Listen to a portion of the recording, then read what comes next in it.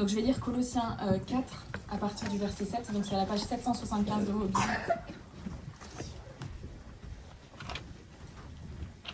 Donc à partir du verset 7. Tychik, qui est notre frère bien-aimé, un serviteur fidèle et mon compagnon de service dans le Seigneur, vous informera de tout ce qui me concerne. Je vous l'envoie exprès pour qu'il prenne de vos nouvelles et réconforte votre cœur. Je l'envoie avec Onésime, le fidèle et bien-aimé frère qui est l'un des vôtres. Ils vous informeront de tout ce qui se passe ici. Aristarque, mon compagnon de détention, vous salue, ainsi que Marc, le cousin de Barnabas, au sujet duquel vous avez reçu des instructions. S'il vient chez vous, faites-lui bon accueil. Jésus, appelé Justus, vous salue aussi. Ils sont parmi les circoncis les seuls qui travaillent avec moi pour le royaume de Dieu, et ils ont été un grand encouragement pour moi. Épaphras, qui est l'un des vôtres, vous salue. Serviteur de Christ, il ne cesse de combattre pour vous dans ses prières, afin que vous teniez bon, comme des hommes mûrs, pleinement disposés à faire toute la volonté de Dieu. Je lui rends en effet ce témoignage, il se dépense sans compter pour vous, pour ceux de Laodicée et pour ceux de Hiérapolis. Luc, le médecin bien-aimé, vous salue, ainsi que Démas. Saluez les frères et sœurs qui sont à Laodicée, ainsi que Nymphas et l'église qui est dans sa maison. Lorsque cette lettre aura été lue chez vous, faites en sorte qu'elle soit aussi lue dans l'église des Laodicéens. Lisez à votre tour celle qui vous arrivera de Laodicée.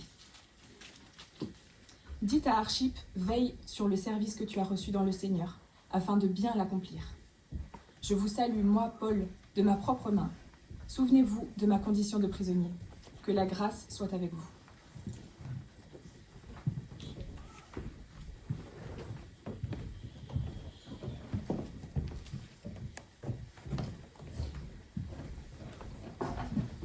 Merci Myriam. Rebonjour à chacun. Et on va se lancer.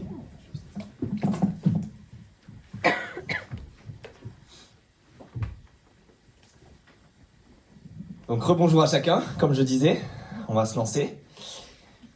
Alors la dernière fois, vous avez eu le droit à la prière et la parole. Et on avait évoqué ça, peut-être qu'il y avait cette frustration de ne pas parler du peuple. Et bien cette fois-ci, on va le voir. Parce que si vous nous rejoignez, et on avait dit ça la semaine dernière, si vous l'entendez, on aime résumer toute la vision de cette église en disant ce que l'on souhaite en tant qu'église, c'est vivre la réconciliation avec Dieu, qui rend possible par Jésus-Christ. On veut faire ça pour l'honneur de ce Dieu qui est glorieux, et pour le salut de ceux qui croient déjà, mais de ceux qui ne croient pas encore. Et tout cela, on peut le vivre grâce à 3 moyens que Dieu nous a laissés. Dans l'histoire de l'Église, on a appelé ça les moyens de grâce, les moyens très pratiques, mais par lesquels Dieu agit. Et il s'agit de dépendre justement de Dieu dans la prière. Il s'agit de proclamer sa parole, un Dieu qui s'adresse à ce monde. Et puis il s'agit de vivre des relations, la vie au sein de son peuple, dans l'Église. Et donc c'est facile à retenir, vous avez 3 P, la prière, la parole et le peuple. Mais voici, la dernière fois, on a parlé des 2 premiers, et cette fois-ci, on va parler du dernier. Parce que je ne sais pas si vous avez remarqué à la lecture, et vous avez dit, qu'est-ce qu'on va pouvoir bien tirer de ça? C'est des salutations de la fin d'un livre, d'une lettre. Et je ne sais pas si vous avez remarqué le nombre de personnes évoquées. C'est ça qui est frappant juste à la lecture. Vous avez vu, verset 7, Tychik, et puis verset 9, je l'envoie avec Onésime. Verset 10, Aristarque, ainsi que Marc, le cousin de Barnabas d'ailleurs. Verset 11, Jésus appelé Justus. Verset 12, Épaphras. Verset 14, Luc, le médecin bien-aimé. Et puis aussi Démas d'ailleurs. On parle de l'église qui est dans la maison de Nymphas. Verset 15. Et puis on parle des gens dans diverses églises. À la fin, vous avez vu, on parle même de Archippe, un petit coup, et puis Paul encore, etc. Vous avez vu le nombre de personnes.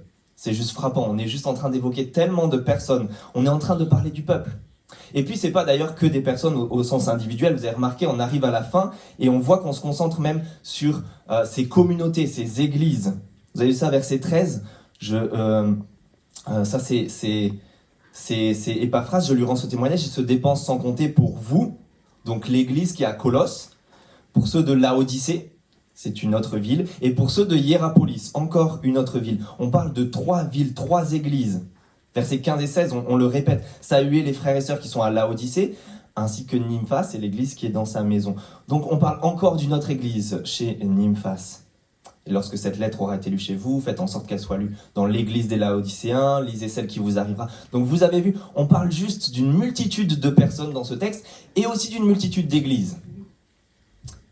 En réalité, il s'agit des salutations finales, on le remarque juste à la lecture, parce que c'est une lettre. L'auteur écrit une lettre à une église, mais ce qu'on remarque, c'est que c'est bien plus développé que des salutations simples à la fin d'une lettre comme ça pouvait se faire à l'époque. Si c'était le cas, on aurait eu juste le dernier verset, verset 18 peut-être, un petit peu les versets 15 et 16, saluer tout le monde. Mais là, c'est beaucoup plus développé. Il s'agit de salutations, mais il s'agit en réalité de bien plus que cela. Et c'est ce que l'on va voir ensemble, ce que je vous propose de faire. De quoi est-ce qu'il s'agit exactement ? Et je pense qu'avec la fin de ce livre, avec ces salutations, avec la fin de cette lettre, ce que l'on est en train de voir, c'est que Dieu se sert de personnes tout à fait ordinaires pour littéralement changer le monde. Pour changer le monde. Dieu se sert de ces personnes ordinaires dans ce texte dont on a lu les prénoms, mais ça veut dire que Dieu se sert de ces personnes ordinaires que j'ai en face de moi ce matin. Dieu se sert de nous pour changer le monde. C'est ce qu'il est en train de faire même avec cette église, avec le Cube et avec tant d'autres églises. Et donc c'est ce que je vous propose de voir. On va voir ça en trois partie, on va voir tout d'abord Dieu, le Dieu qui change le monde, en revoyant ça rapidement dans tout ce livre, puisqu'on arrive à la fin, pour bien clore. Et puis on va voir dans un deuxième temps les gens qui changent le monde, pour finalement voir à la fin les fruits, les résultats, les effets qui changent la vie. Et ça, c'est pour nous. Tout ça pour nous encourager à être dans ce monde transformé, changé par Dieu. Et donc on commence avec ce Dieu qui change le monde. Parce que si vous me permettez, on va revenir et refaire un survol de cette lettre et ce livre dans son ensemble, surtout si vous n'avez pas suivi le début, vous pouvez découvrir ça en réécoutant sur YouTube.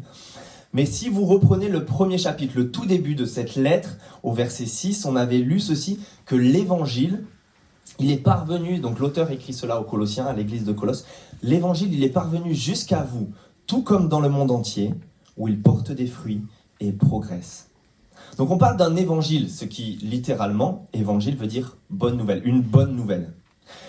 Mais ce que l'auteur est en train de dire, c'est que cet évangile, cette bonne nouvelle, elle ressemble à un jardin en expansion dans le monde entier. Donc si vous étiez là au premier message, que vous pouvez réécouter, vous vous souviendrez peut-être que j'avais évoqué la question des stolons. J'avais fait un petit quiz pour savoir si quelqu'un savait ce qu'était un stolon. Je pense que personne. Mais il s'agit de tiges chez les fraisiers qui agissent comme un organe de reproduction pour produire un autre pied de fraisier. Et ici, c'est ce qu'on a dans toute cette lettre. Et en commençant cette lettre et ce livre, on a plus que ça en fait. On a carrément un arbre fruitier, on dirait, qui donne du fruit, mais qui est en train de se reproduire. Et le jardin s'étend, on a un verger, on a de plus en plus d'arbres, et les arbres grandissent, et les fruits se multiplient. C'est un jardin en expansion. Il est parvenu jusqu'à vous, dit l'auteur, tout comme dans le monde entier, où il porte des fruits et progresse. Il y a un arbre en croissance à Colosse, cette ville au 1er siècle, avec ses fruits, mais aussi ailleurs dans le monde. Et c'est comme si chaque église était un arbre en croissance, et ça se multiplie. On le voit d'ailleurs, et c'est ce que je viens de dire avec les multiples églises qui sont citées. Il y en a à Colosse, il y en a à Laodicée, il y en a à Hiérapolis, il y en a dans la maison de Nymphas. Toutes ces églises en croissance, on a littéralement ce jardin qui s'étend, qui est en croissance. Pourquoi ? Je pense que c'est parce que l'auteur, dans ce livre, veut nous renvoyer au tout début de la Bible. Il veut nous renvoyer au tout début de l'histoire, à Genèse, chapitre 1 et 2, le jardin d'Éden. Et c'est comme si l'auteur était en train de nous dire, Dieu est en train, en ce moment même, de recréer son jardin.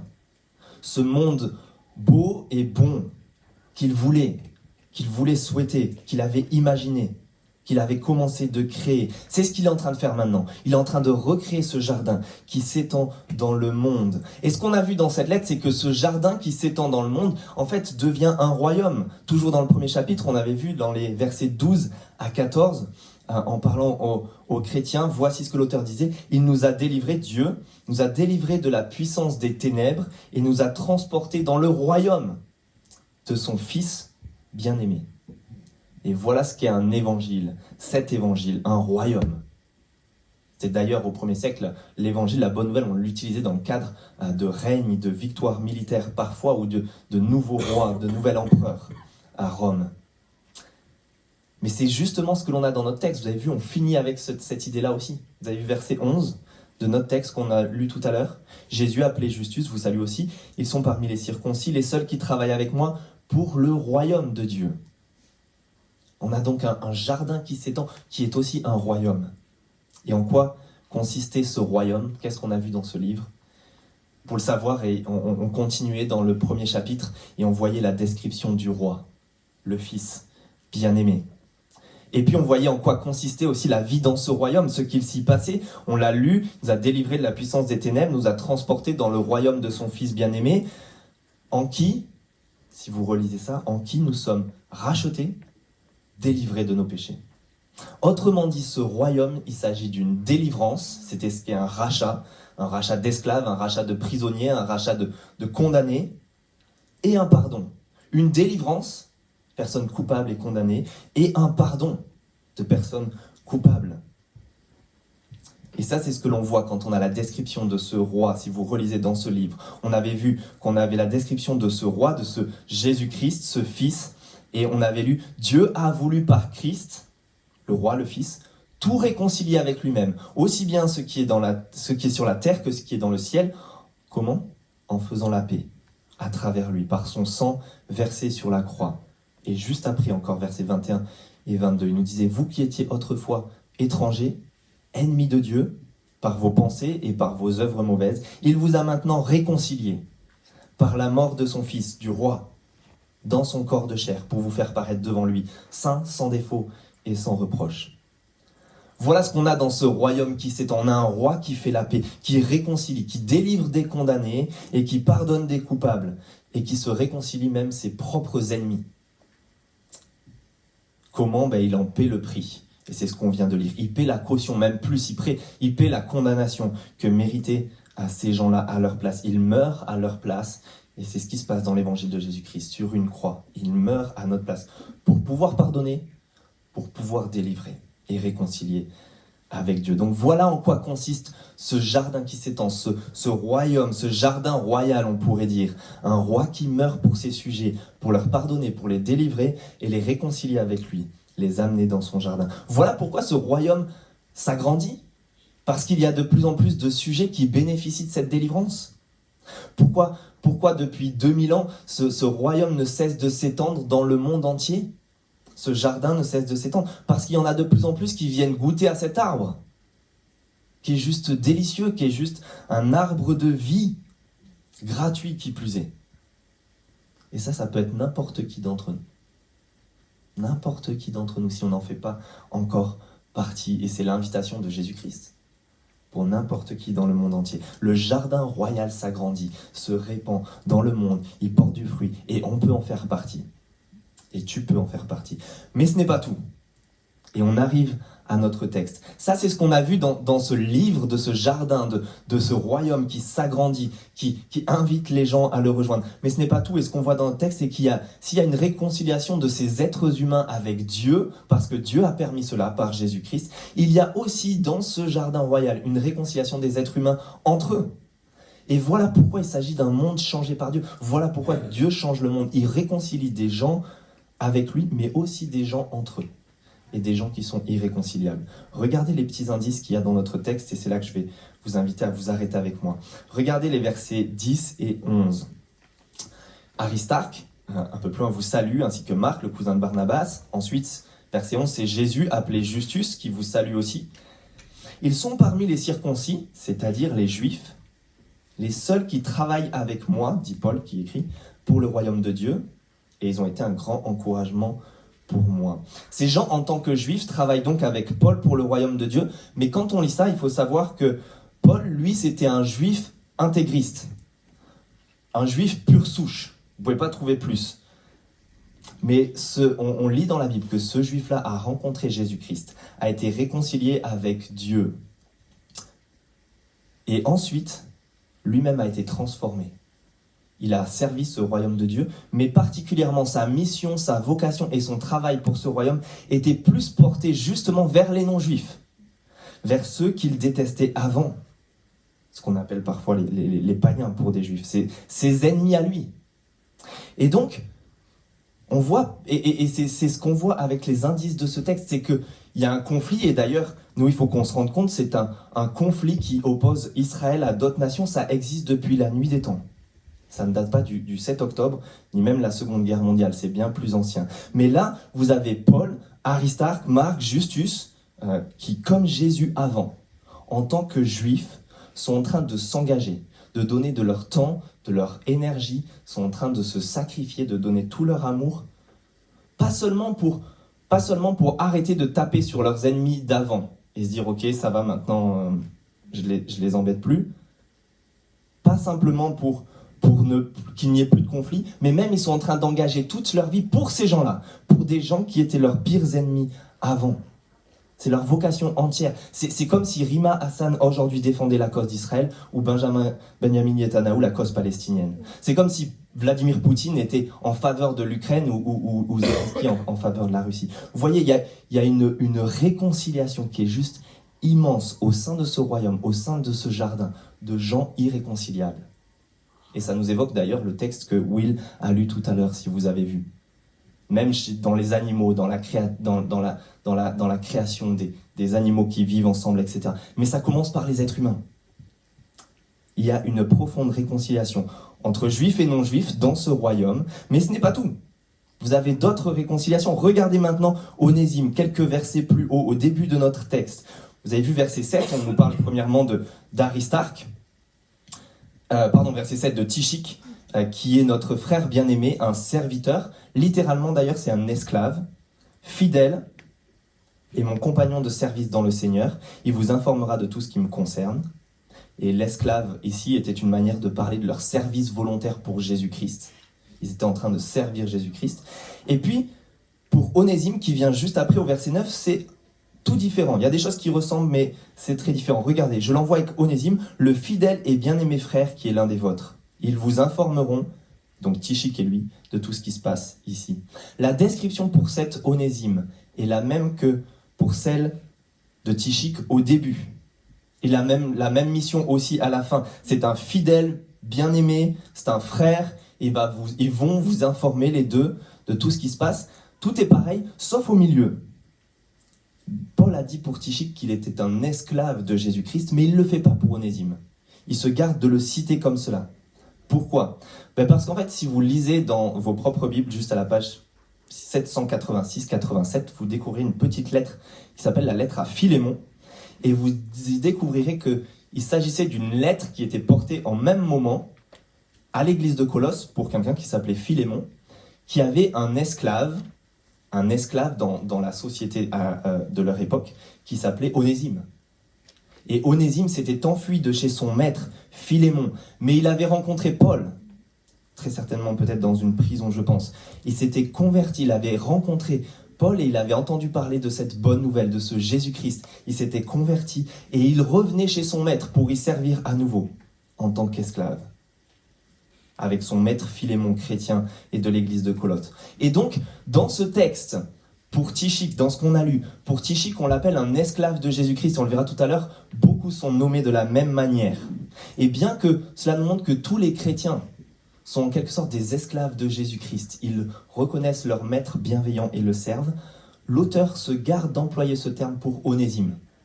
Parce que lui était un vrai esclave dans le terme sociétal du terme, il était un esclave. Et donc, il voulait très certainement éviter, s'il employait ce terme pour Onésime, de faire penser qu'à dans l'Église, on pouvait le traiter en tant que tel. Oui, tous gardaient leur statut dans la société, on l'avait lu, et si vous étiez là il y a une semaine ou 2 semaines, vous vous en souviendrez. Tous gardaient leur statut, des maîtres, des esclaves, des travailleurs, devaient respecter leur patron, leur maître, et toutes sortes de choses. Mais dans l'Église de Jésus-Christ, ce qu'on avait vu un peu plus tôt, verset 11, il n'y a plus ni juif ni non-juif, ni circoncis ni incirconcis, ni étranger ni sauvage, ni esclave ni homme libre, mais Christ est toutes et en tous. Et donc, oui, vous avez des gens qui étaient peut-être esclaves dans la société, mais dans l'Église, ça ne voulait pas dire qu'il fallait les traiter en tant que tels. Tous étaient au même niveau. Il y avait une réconciliation de toutes les classes sociales. Et même avec des gens, vous regardez verset 14 de notre texte, Luc, médecin bien-aimé. Vous aviez des esclaves d'un côté et des médecins. Et puis verset 15, vous avez vu, on a parlé de Nymphas et l'église qui se réunit dans sa maison. Alors Nymphas était très certainement, sûrement une femme, on n'est pas exactement sûr de ça, peut-être veuve ou veuf, mais en tout cas, riche propriétaire qui faisait bénéficier de ses biens à l'église. L'église pouvait être dans sa maison et ça, c'était pas du tout anodin. Et donc, vous avez une réconciliation de gens très différents, de juifs, de non-juifs, mais aussi d'esclaves et de médecins et de riches et de veuves. Si on conserve le statut que l'on a dans la société et que Jésus-Christ nous appelle à même le respecter, ne pas s'en affranchir de force, sauf si c'est possible, mais pas de force. Dans l'église, tous ont le même statut. Tous sont des frères et des sœurs qui servent Jésus-Christ, sont des travailleurs pour le même patron, pour le même maître qui est Jésus-Christ. Que ce soit des médecins ou des chômeurs, des noirs ou des blancs, des Français d'autres nationalités, des familles ou des célibataires, des personnes âgées ou des enfants. Il n'y a aucune différence qui doit être faite, et on doit l'entendre, sur un quelconque statut social. Ce que l'on doit voir dans ce royaume, dans ce jardin qui s'étend dans l'Église, c'est un amour et une unité qui ne se voient nulle part ailleurs. Et donc, le cube, si on le vit déjà, que jamais ne soit faite de différence dans l'Église sur ces critères-là. Voilà un Dieu qui change le monde. Voilà son jardin royal qui s'étend avec de plus en plus de personnes qui sont réconciliées avec Dieu, mais qui sont aussi réconciliées entre eux d'une manière extraordinaire. Ça, c'est le monde changé par Dieu, mais il y a des gens qui travaillent à ce changement, et c'est notre deuxième partie, les gens qui changent le monde. Parce que vous avez sûrement remarqué, mais voilà ce qui est impressionnant, c'est le nombre de personnes engagées dans cette mission dans notre texte. Et la diversité des missions, vous avez remarqué ça aussi? Je vous invite juste à le parcourir très rapidement avec moi. Vous avez des messagers dans les versets 7 à 9. Tichik vous informera tout ce qui me concerne, je l'envoie avec exprès pour qu'ils prennent de vos nouvelles, je l'envoie avec Onésime, ils vous informeront de tout ce qui se passe ici. Donc des messagers. Vous avez des travailleurs, verset 11, on a déjà parlé d'Aristarque, Marc et Justus qui travaillent pour le royaume de Dieu. Vous avez même des combattants dans le verset 12, vous avez vu? Épaphras, l'un des vôtres, vous salue, serviteur de Jésus-Christ, encore esclave, il ne cesse de combattre pour vous. Et la plupart sont appelés ses serviteurs ou ses esclaves, comme je l'ai dit. Ça, c'est le point commun. Verset 7, Tichik est appelé comme ça, un serviteur fidèle, mon compagnon de service dans le Seigneur. Verset 12, Épaphras est serviteur de Jésus-Christ. Verset 17, dit à Archip, veille sur le service que tu as reçu dans le Seigneur, afin de bien l'accomplir. Vous avez vu ça? Juste les croyants, les chrétiens sont des serviteurs. On pourrait même presque oser dire sont ces esclaves de Jésus-Christ. Parce qu'on ne devient pas chrétien et on ne vient pas dans une église juste pour se tourner les pouces et rien faire sans être actif. On en parlera d'ailleurs pour les membres quand on signera notre engagement des membres dans l'église. Mais c'est plus qu'une vocation, c'est l'identité. Quand on fait partie de l'église de Jésus-Christ, on devient son serviteur et son esclave. Pourquoi ? Mais parce que Jésus-Christ, on a vu dans tout ce livre, est le Seigneur ultime, le Maître ultime, chapitre 4, verset 1, si vous le lisez. Vous aussi, vous avez un Maître, un Seigneur dans le ciel. On l'avait vu avec Onésime, certains avaient des maîtres terrestres, ils étaient des esclaves, peut-être des patrons qui sont un peu dans ce sens abusif, mais tous les chrétiens, en tout cas, servent Jésus-Christ et ont ce Maître céleste. Mais pourquoi ? Mais parce que ce roi, par contre, contrairement à tous les autres, lui, il est bon. Il est profondément bon et il sert pour un héritage qui vaut tellement le coup. Vous vous souvenez de ça ?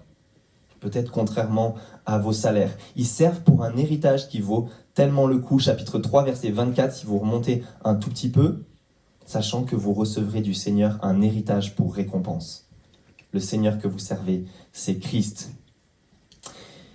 Et alors, ce qu'on avait vu la dernière fois, si vous vous souvenez, c'était il y a 2 semaines, tout travail pouvait être fait et devait être fait comme pour un chrétien, devait être fait comme s'il était fait pour le Seigneur.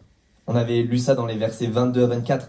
Les esclaves devaient obéir à leur maître terrestre et tout ce que vous faites, faites-le de tout votre cœur comme pour le Seigneur et non pour des hommes. En effet, le Seigneur que vous servez, c'est Christ. Donc tout travail, et votre travail, et demain, quand vous êtes au boulot, que vous soyez ingénieur, médecin, comptable, étudiant, juste dans votre propre entreprise, ou quoi que vous fassiez, en train de travailler à la maison ou de rechercher du travail, tout ce que vous pouvez faire, vous pouvez le faire comme si vous étiez en train de servir directement Jésus-Christ, avec une attitude qui reflète cela et qui le démontre pour les gens qui vous entourent et qui vont en être impressionnés. Parce que le chrétien a ce maître et ce Seigneur qui est bon sur sa vie. Mais seulement ce qu'on est en train de voir dans notre texte aujourd'hui est un peu différent. Si tout travail peut être fait comme pour le Seigneur, tout travail n'est pas directement le travail que le Seigneur, c'est-à-dire que Jésus-Christ lui-même est en train d'accomplir. Ça, ce n'est pas le travail que Jésus-Christ, le Seigneur, est en train d'accomplir pour justement son royaume qui s'étend. Et ça, c'est ce qu'on a dans notre texte. Ils sont les seuls qui travaillent avec moi pour le royaume de Dieu. Là, il s'agit d'un travail qui est directement celui du Seigneur. Celui-là est bien plus passionnant, bien plus intéressant, bien plus exaltant et bien plus important.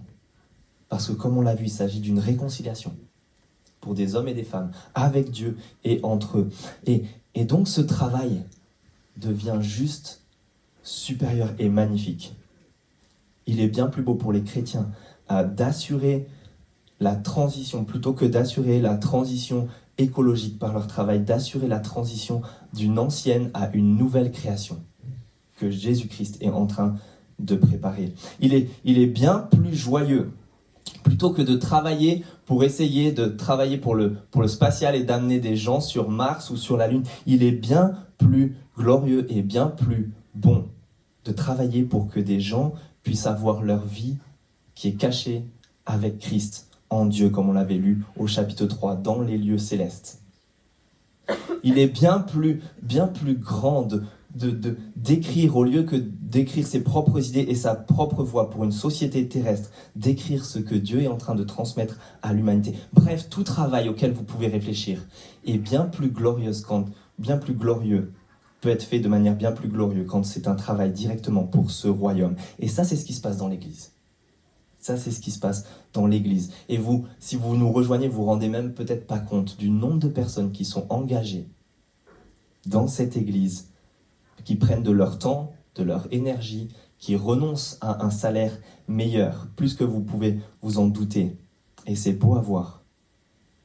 Pourquoi ? Pour faire plein de choses. Et vous avez vu, c'est plein de diversité. Il y a plein de manières de faire. On a vu qu'il y avait des messagers, des combattants, des gens qui prient, des gens qui écrivent, des gens qui transmettent des nouvelles. Il y avait des prisonniers, il y avait des hôtes de l'église qui recevaient l'église. Il y a 1001 manières où les gens dans l'église peuvent être impliqués. Et c'est ce qui se passe déjà. Des gens qui sont impliqués dans la com pour avoir vos magnifiques flyers sur vos chaises. D'ailleurs, des personnes qui installent, qui vous emmènent des cannelés le matin. D'autres qui lisent la Bible en semaine avec d'autres pour partager Jésus-Christ, qui prient pour les gens qui sont là, sans que vous le sachiez. Plusieurs reçoivent comme Nympha chez eux, ou sont en train de cuisiner, ou vont même le faire pour Thanksgiving en tentant pour la première fois des plats américains, alors qu'ils ne l'ont jamais fait. Et ça, c'est le travail qu'il y a pour ce royaume, parce qu'il est tellement bon, tellement beau, qu'on peut travailler pour cela dans l'Église. Et j'aimerais juste vous inviter, si vous êtes chrétien, particulièrement depuis un moment, j'aimerais vous inviter à réfléchir à votre implication dans ce travail-là. Comment vous pouvez vous y engager ? Comment vous pouvez réfléchir peut-être même à dégager un peu de temps de votre vie pour le servir ? Certains sont déjà passés par là à envisager certaines réflexions sur leur temps, à prendre un temps partiel, prendre une pause dans des années d'études pour se former, pour faire un stage, pour travailler, pour aller aider une église qui en a besoin, prendre un temps de formation ou de service. Parce que ce royaume vaut tellement le coup. Je ne dis pas ça seulement pour recruter dans cette église, mais parce que les chrétiens servent ce royaume et qui savent qu'ils valent le coup. Je vous invite juste à y réfléchir.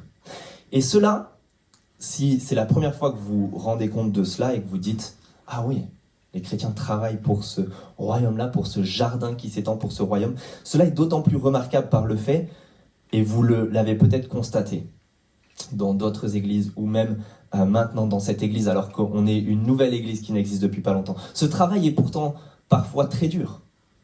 Regardez verset 10. « Aristarque, mon compagnon de détention, vous salue. Vous avez vu verset 12, Épaphras, lui, il ne cesse de combattre pour vous dans ses prières. Verset 13, il se dépense sans compter pour vous, ceux de Laodicée, ceux d'Hiérapolis. Verset 18, Paul salue de sa propre main et dit « Souvenez-vous de ma condition de prisonnier ».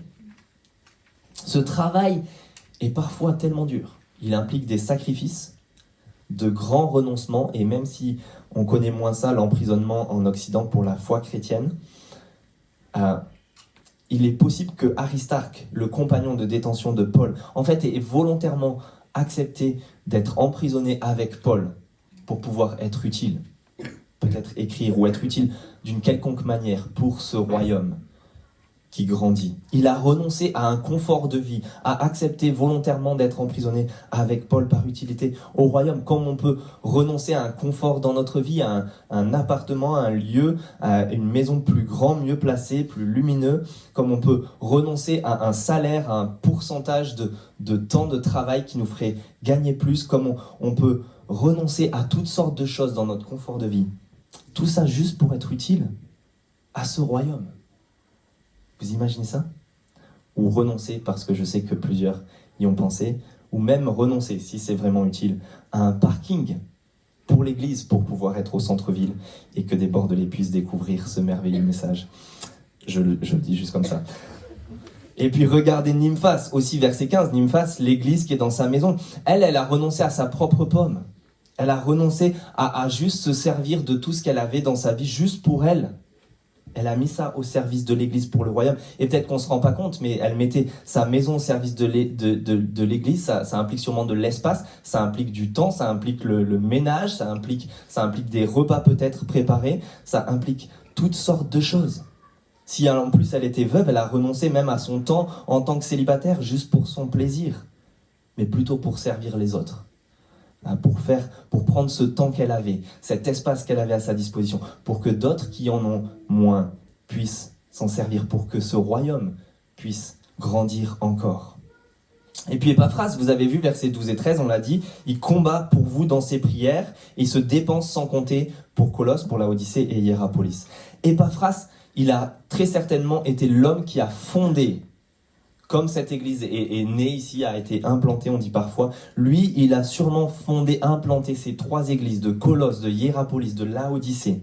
C'est un agriculteur, si on pense à ce jardin, qui se casse le dos, qui s'éreinte la santé, et qui se lève tôt tous les matins, qui prend sur son sommeil, qui renonce à du temps précieux pour prier, pour prêcher, pour enseigner, pour voyager et travailler dur, pour juste que des gens puissent faire partie de ce royaume. On le dit dans l'histoire de l'Église, il y a une multitude de personnes qui ont été dans ce cas-là. On le dit de Calvin, qui avait une santé un peu fragile, mais une multitude d'autres personnes qui se sont tuées à la tâche, parfois littéralement. Qui sont morts de fatigue, parfois littéralement.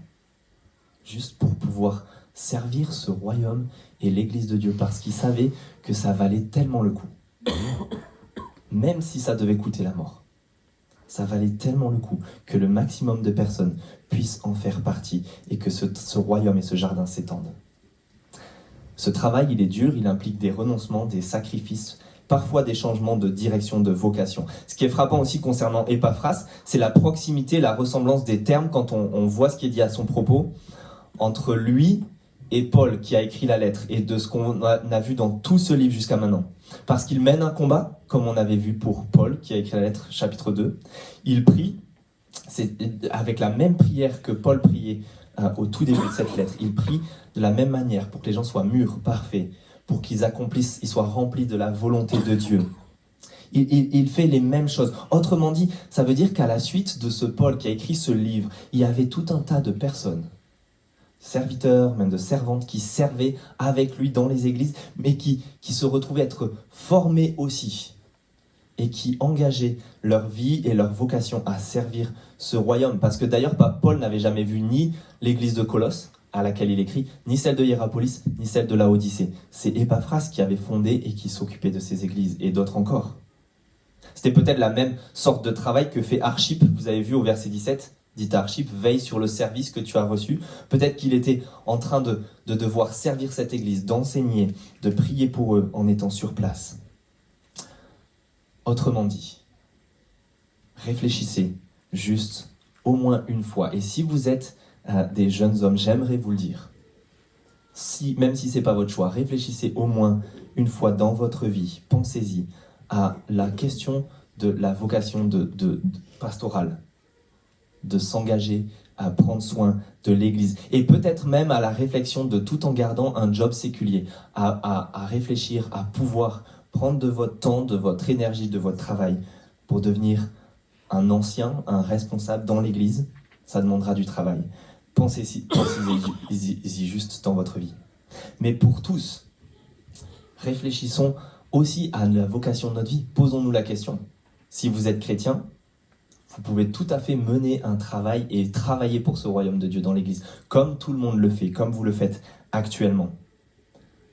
Mais peut-être que vous avez pu réfléchir à un changement d'orientation, à prendre du temps pour se former dans la théologie et dans la pratique pour servir l'Église.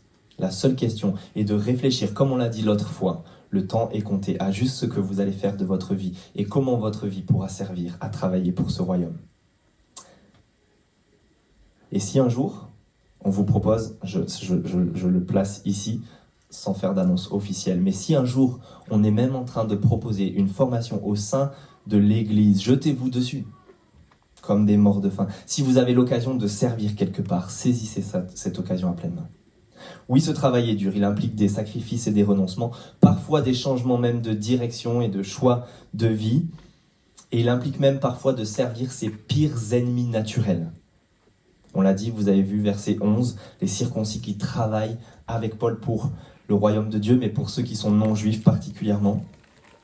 Parfois, tout ce que l'on va faire, et tout ce que vous allez faire dans l'Église, vos efforts, vos renoncements, ce sera pour les personnes auxquelles vous n'aurez jamais pensé.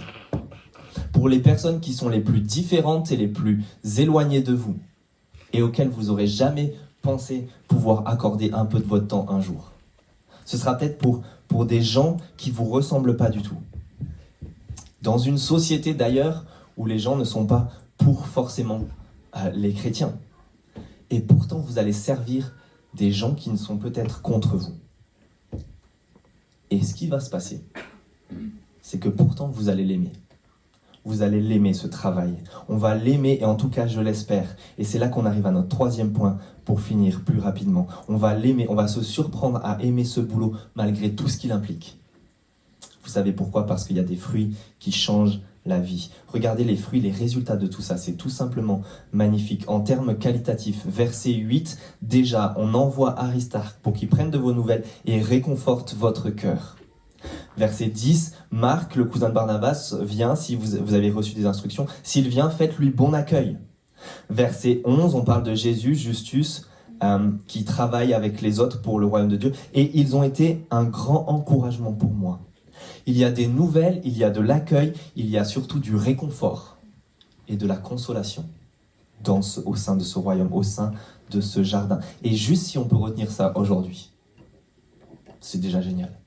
Pour être prêt à vivre pour Jésus-Christ. Et en fait, je pense que tout le livre peut se résumer avec ce mot « plein ». Si vous vous souvenez, si vous avez été avec nous, on a vu ce mot « plénitude » qui a traversé tout le livre. On a vu qu'en Jésus-Christ, dans cette personne, il y a 2000 ans qui a marché, il y avait toute la plénitude de la divinité. Il y avait Dieu pleinement dans cet homme. Et puis dans l'Église, on a vu qu'il y a la plénitude de Jésus-Christ. Dans l'Église, on bénéficie pleinement de Jésus-Christ, qui est devenu humain pour nous et pour nous racheter et nous délivrer. Et on en bénéficie maintenant pleinement par son esprit. Et tout cela pour que maintenant, chaque chrétien, chaque croyant dans l'Église soit plein de la volonté de Dieu, vous avez vu ? Pleinement disposé à faire toute la volonté de Dieu. Plein pour être prêt à vivre selon toute la volonté de Dieu. Ça, c'était le but des prières d'Épaphras pour les Colossiens. Mais c'était aussi le but de cette lettre que Paul écrit pour Colosse, pour Laodicée, pour Hiérapolis et pour le Cube. Pour nous tous. Faisons le plein pour être prêts à accomplir toute la volonté de Dieu. Faire le plein de tous ceux qui travaillent pour ce royaume, pour que nous, on suive toute la volonté de Dieu. Dans notre vie, on peut prier et travailler pour ça. Je ne sais pas si vous avez vu que les agriculteurs recommence d'être en colère. Les Gilets jaunes, c'était avant eux, et il y a bien eu d'autres manifestations dans l'histoire. Leur volonté, changer le monde, ou changer au moins leur monde. Mais s'il y a plein de causes comme ça qui sont un peu peine perdue, et c'est bien malheureux, l'espoir il y en a peut-être un peu, mais n'est pas hyper grand. Par contre, ce qu'on est en train de découvrir, c'est qu'il y a véritablement un Dieu qui est en train de changer le monde, et qui change notre monde, et utilise pour cela son Église. Et que Dieu est en train de changer Bordeaux, est en train de changer nos vies, de changer vos vies. Et il le fait en utilisant son Église, et il va utiliser pour cela le cube, mais il a utilisé tous ceux qui nous ont précédés avant, et il utilisera encore ceux qui nous suivront. J'ai entendu un interview, un extrait de Guillaume Play, vous savez, celui qui est sur cette émission Légende, et qui interviewe des gens, et il a fait un long format avec Nicolas Sarkozy, et il lui a demandé, et j'ai juste entendu cet extrait à propos d'une question qui a été posée à Nicolas Sarkozy, mais à laquelle il a répondu dans d'autres contextes, s'il devait manger avec plusieurs personnes dans sa vie, qui est-ce qu'il choisirait? Et il a dit une seule personne, et c'est Jésus-Christ. Alors les réactions sont diverses et variées, c'est un peu rigolo, et puis il répond, mais si tout cela est vrai à propos de ce Jésus-Christ, manger avec quelqu'un qui ressuscite, c'est pas banal. Et ça, j'aimerais dire d'ailleurs que, malheureusement, on le fait pas aujourd'hui, on le fait une fois sur deux, mais c'est ce que fait l'Église chaque fois qu'elle prend le repas du Seigneur.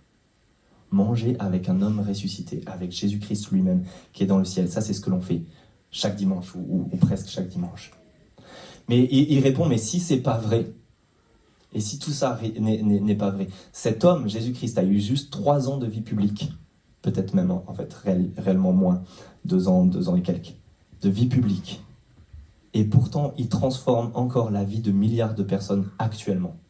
C'est celui qui a transformé le plus le monde dans lequel on vit, qui l'a impacté le plus. Et on ne peut pas compter le nombre de personnes qui ont leur vie bouleversée et transformée par lui.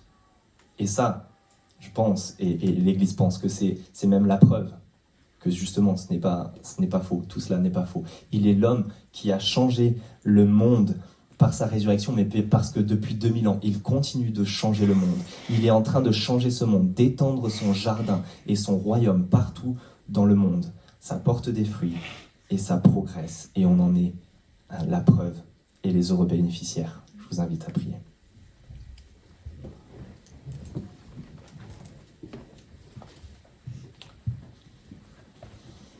Notre Père, nous voulons te remercier d'être ce Dieu qui change le monde, et qui change le monde par sa bonne nouvelle, qui va partout dans le monde, porte des fruits et progresse. Te remercions pour ton Fils Jésus-Christ, le Fils bien-aimé, le Roi, qui a réconcilié avec lui par sa mort dans son corps de chair, par sa mort sur la croix, en venant, ce dont on se souvient à l'époque de Noël, pour nous rejoindre et nous sauver, en faisant la paix avec ses pires ennemis, ceux qui étaient coupables, en les délivrant et en les pardonnant de leurs péchés. Et notre Dieu, nous voulons te remercier d'un si bel évangile pour nous. Et nous voulons te demander que l'on puisse voir le travail, ce royaume qui s'étend aujourd'hui, et le travail d'une multitude de personnes, pour que nous, les uns les autres, puissions en vivre tous les fruits, tous les bénéfices, tous les résultats, de la consolation, du réconfort, de la réconciliation avec toi et avec ceux qui nous entourent, d'une manière extraordinaire, telle qu'on n'aurait jamais pu l'imaginer. Et ce que nous te demandons aussi, c'est qu'en bénéficiant de tout cela, nous devenions maintenant pleinement disposés les uns et les autres à vivre selon toute ta volonté, la volonté de Dieu, à vivre pour notre Seigneur, pour notre Maître, Jésus-Christ, et à lui donner notre vie, parce qu'il a donné la sienne, et qu'il est bon pour nous. Et c'est dans son nom que nous te prions cela, dans le nom de Jésus-Christ. Amen.